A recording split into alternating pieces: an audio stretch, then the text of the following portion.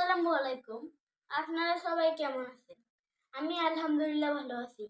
আমাদের প্রতিদিন চলার পথে নবীজির হাদিস মেনে চলা খুবই গুরুত্বপূর্ণ।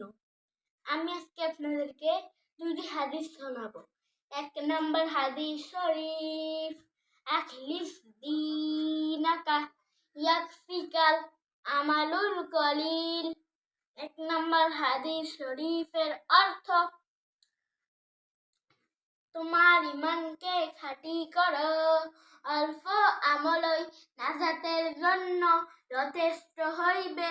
২ নম্বর হাদিস শরীফ, খায়রুকুম মান তাআল্লামাল কুরআনা ওয়া আল্লামা। ২ নম্বর হাদিস শরীফের অর্থ, তোমাদের মধ্যে সর্বোত্তম ওই ব্যক্তি যে কোরআন মাজিদ শিক্ষা করে এবং শিক্ষা দেয়। ধন্যবাদ সবাইকে।